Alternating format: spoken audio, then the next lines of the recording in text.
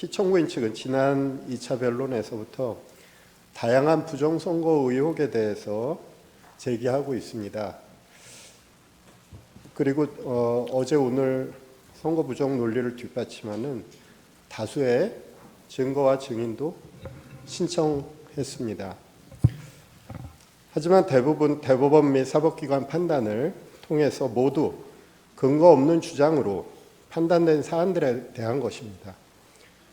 저희 청구인 측 대리인단은 피청구인 측의 선거 부정에 관한 주장은 아무런 근거가 없을 뿐만 아니라 이 사건 탄핵 심판의 쟁점이 아니라고 생각합니다.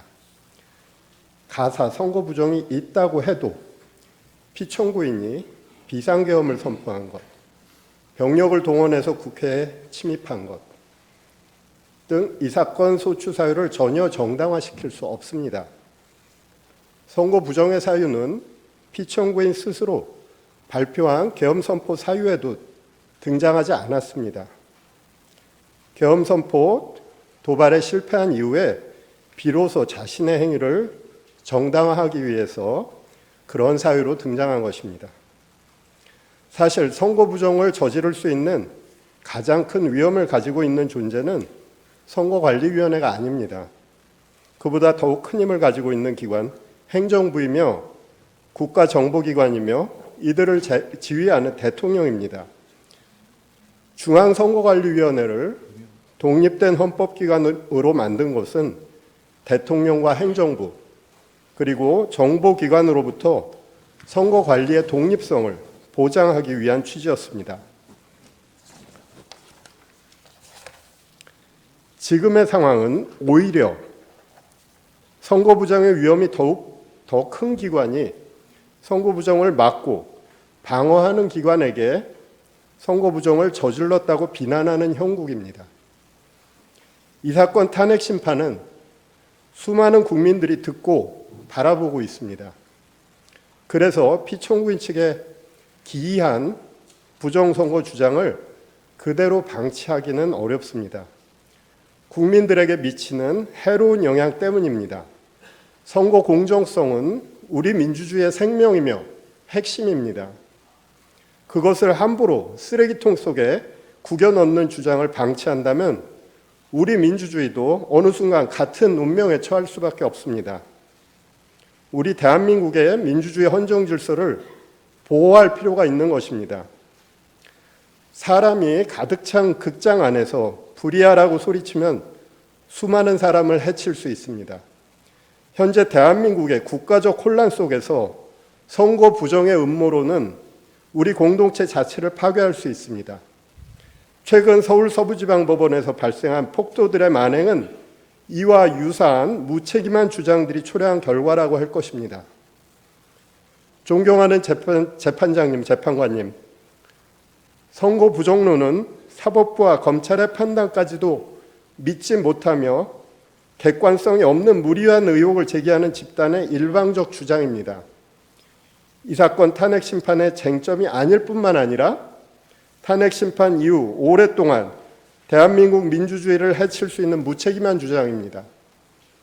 더 이상 선거 부정의 의혹 제기 그리고 그와 관련한 증거 신청은 적절하게 제한해 주실 것을 요청드립니다. 이상입니다. 예, 피청구인 하시고 싶은 말씀. 저희 청구인 증인 네. 다음 기일부터 이제 관련자들 증인 신문이 이루어질 텐데 김용현 증인은 뭐 변론으로 하더라도 나머지 증인들의 경우에는 피청구인이 군통수권자 지위에 있으면서 선언했던 이 계엄 선포 당시에 피청구인으로부터 여러 국회, 특히 국회 계엄 해제 요구 의결을 방해하기 위해서, 저지하기 위해서 구체적인 지시를 받았던 사람들이 여러 사람 있습니다. 이런 사람들이 증인을 하게 될 텐데 피청구인이 앞으로도 이제 심판정에 출석을 하게 되면 그 면전 상태에서는 사실대로 진술하기가 좀 어렵지 않을까 걱정이 됩니다. 그런 점을 고려하셔서 피청구인을 퇴정한 상태에서 신문이 이루어지게 해주시거나 그것이 어렵다면 적어도 피청구인과 증인이 직접 눈을 마주치지 않을 수 있도록 가림막 같은 걸 설치한 상태에서 증인 신문이 이루어질 수 있도록 해주시기 바랍니다. 예, 재판부 평의를 거치겠습니다. 피청구인 측 하시고 싶은 말씀 있으십니까? 탄핵 이 재판이라는 게 형사 소송 절차 준해서 하는 것이고, 또 제가 지금 직무 정지된 상태이기 때문에 어떤 영향력도 행사할 수 없습니다.